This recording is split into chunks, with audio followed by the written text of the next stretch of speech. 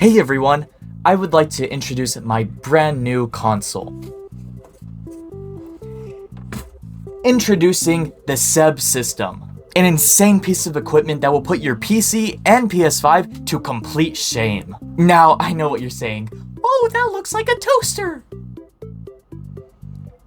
Anyway, I'm planning on releasing it this summer, but with how tight the gaming market is, I'm really worried at how well my sweet baby is going to end up doing.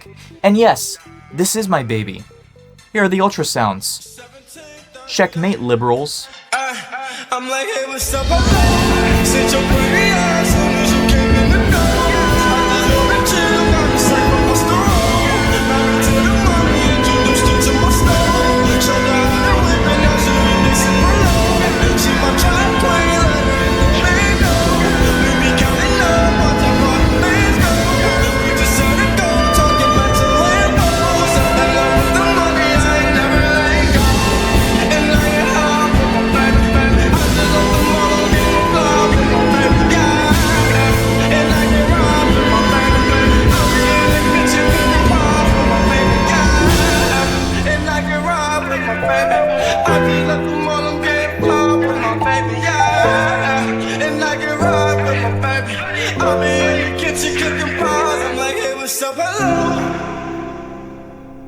I'm sure everyone is familiar with the big three, or four, gaming hardware developers: Nintendo, Xbox, PlayStation, and if you're a bit older, Sega before they fell off. These, now three consoles, are very tightly knit in their marketing and how well they're known. Xbox and PlayStation constantly butt heads over the better console, while Nintendo is singled out as being only for kids now that they don't have Sega as a direct competitor. Now, despite how tight the big three are, there have been several attempts at a new competitor into the market.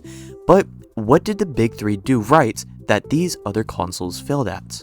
Well, to start off, the first intruder was actually Nintendo with the NES. While this may be surprising, it actually kind of made sense for Nintendo to join in unexpectedly. Prior to the NES was the Atari Crash and the lesser known Pong Crash. Nintendo was known for their toys that they had made, so they made a console saying that games were the new toys. But with the Crash, Nintendo had to rebrand the console, opting to call it an entertainment system, with it being primarily a toy rather than a console. This let retailers feel a lot more comfortable putting the console out and ultimately boosting Nintendo into their position as a major console developer. Pretty soon, a similar thing occurred with the next intruder, Sega. With the NES being the only major console, there had to be some kind of competition. So what better way to do that than a brand new console in 16 bits, twice the amount as the NES, and a cool angsty grown-up mascot with Sonic. This is where the idea of Nintendo is for kids came from. Plus, the Sega Genesis also had some insane marketing where they would just go all out on making fun of Nintendo in every way possible. What Nintendo? This is also what started the very first console war. And it's also a time I wish we could go back to. A time where every company was trashing on every other company that tried to go against it. Like, remember when T-Mobile, Sprint, and AT&T all had like a big war? And now we have this. First, I had cable, but those cords weren't me. What even is this? Anyway, moving on from that, Sega ended up making it as a major developer for the gaming market, until they didn't, but that's for later. So based on both Sega and Nintendo's successes, it looks like to make it in the market, you need to either come in at a very dry time where nothing's happening, or at a time where there's only really one real winner of the market. And with that, you also have to have insane marketing, where you recontextualize the console as a completely new thing. Yeah. That's how marketing works. The sky is green, what else is new? Blue again? Damn! With these two successes now listed, let's look into some failures. Hey, look at that, Sega's back. Yeah, so funny story, the Sega Genesis wasn't actually Sega's first console. It was their second. Before the Sega Genesis, Sega actually had a smaller 8-bit console called the Master System that was meant to compete with Nintendo directly. But what went wrong? Simple. No one knew about it. To Japanese and American audiences, the console was just a budget version of the NES, but without Mario. There wasn't anything major about the console that the NES didn't have. But the console was still a success in South America and Europe, where Nintendo was especially weak. Speaking of Sega, if this video gets 100 likes, I'll make a full video covering every Sega console, from their early arcade machines to the Dreamcast. So if you want to see that, hit that like button. Also, I'm trying to hit about 1,000 subscribers by the end of 2025, so if you enjoy these deep dives into gaming history, consider subscribing. Every sub helps more than you know. Anyway, the Master System wasn't anything Nintendo had to worry about for the time. But how about a system that did poorly everywhere? Atari Lynx. Point and laugh. See, after the Atari crash, Atari never recovered and ended up slowly fading into obscurity. The Lynx was one of their last attempts at fixing that and turning Atari into a handheld brand this time. But they chose the worst time to release it, as Nintendo had just released the Game Boy and Sega was quickly behind and actively marketing their own handheld, the Game Gear. The Lynx quite simply had no chance against the big hitters, leading to the Lynx becoming one of the last Atari products, as it too fell into obscurity along with the company. There's also the Philips CDI that failed in one of the worst ways possible, but I've already talked about that in a different video, which I encourage you to watch after this one. And now for our next intruder, who succeeded for reasons we'd never considered. The PlayStation. Yeah, PlayStation was also an intruder who came in during the Sega vs Nintendo console war. Their console definitely didn't come at a dry spell in the markets or at a time where there needed to be a new competitor. Hell, their ads weren't anything special either. No, what the original PlayStation did was something completely new that neither the Sega nor the Nintendo had. They made games 3D. There's another D? The PlayStation, despite being only 32 bits, was a major success for two key reasons. All of their games were more mature and fully 3D.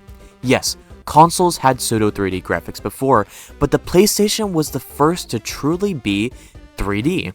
There was a Z-axis now.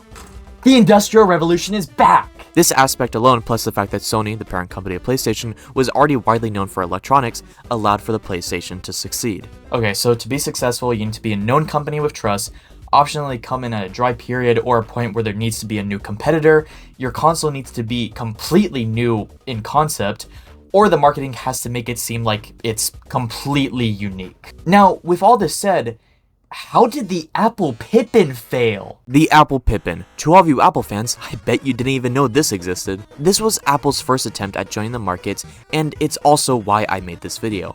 Apple was a trusted company with experience in tech, the state of games wasn't exactly dry, but the Pippin was a new concept, being a hybrid console and computer, and the marketing was pretty good. It had everything it needed to be a success. So, how did it fail? That's right, folks. Longtime owner Mr. Krabs is opening a new restaurant called the Krusty Krab 2. First of all, congratulations, Mr. Krabs. Hello, I like money. What inspired you to build a second Krusty Krab right next door to the original? Money! Yeah, the Pippin was priced at $600 when it was released in 1996, which, calculating for inflation, is about $1,200 today. Yeah, no one was buying that, as innovative as it might have been. Plus, they didn't really have a colorful mascot. Let's pretend this doesn't exist. And yes, this was very briefly Apple's official mascot. Okay, so new rule. All intruders have to be priced cheaply in order to succeed. So, it's no wonder that the original Xbox succeeded. Microsoft was a well-respected and known company, their marketing was incredibly aggressive, and they ended up purchasing dozens of exclusives. The Xbox was also graphically better than the GameCube and PS2, and it was priced very reasonably at $300, or about $500 modern day. And the console had Wi-Fi and online connectivity. It was perfect! It had everything it needed to succeed. But, funnily enough, it technically didn't. See, because of the Xbox's aggressive marketing and the company buying every exclusive it could get its hands on, the Xbox actually made a net loss in profits. But because it sold well over 24 million units, the console succeeded and made itself into its own definitive brand, allowing for it to become one of the big four alongside Nintendo, PlayStation, and oh, never mind, Sega's out. It's big three now. Motherfuck the big three, nigga, it's just big me, nigga, bum! And then Nokia tried to make a handheld. It did alright, mostly because Nokia was already trusted and the system doubled as a phone. But it wasn't anywhere near good enough to get Nokia into the big three. But shortly after Nokia, we would see our next big competitor in the handheld market, and it was PlayStation. PSP. It's like a nut you can play with outside. I'm sorry, what? The PSP, PlayStation's attempt at making a handheld. This was the brand's first time in the market, primarily controlled by Nintendo. And the system actually did alright. It was actually a major success for a good while until Nintendo released the DS and allowed PlayStation to momentarily become a competitor to Nintendo in both gaming markets. And then Apple tried to get into the market again. After the success of the iPhone, Apple released a service called Apple Arcade, which would allow you to play thousands upon thousands of games absolutely free on your phone. And this sounds pretty familiar. It's called the Apple Play Store. Only you could use a controller this time. Yeah, no one fell for this trick, and Apple never tried to get into gaming again.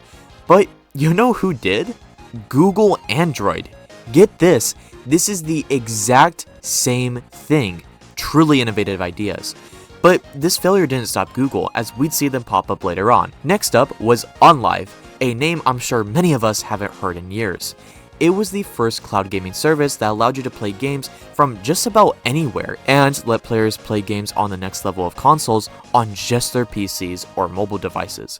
While incredible, it didn't really catch on, gaining a max of only about 1,000 congruent players at its peak.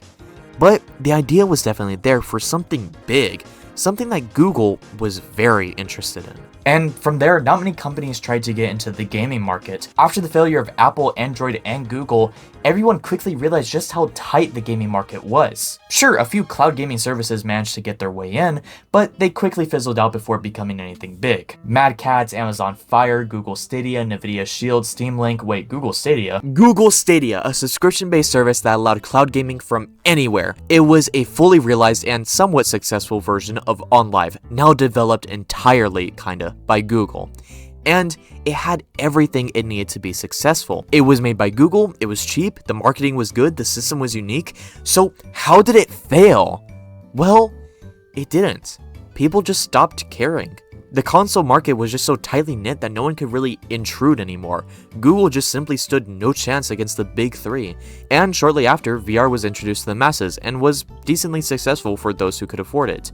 Google Stadia wasn't bad, it just wasn't interesting to the mass. And now we're in modern day. Steam tried to get into the gaming market with the Steam Deck, however, it didn't do too well because of its high price point and the fact that no one really had a need for a handheld computer. However, Steam might actually be releasing a cheaper follow-up very soon. The gaming market is just too tight for any new consoles or ideas to come in, and the big three is just way too powerful.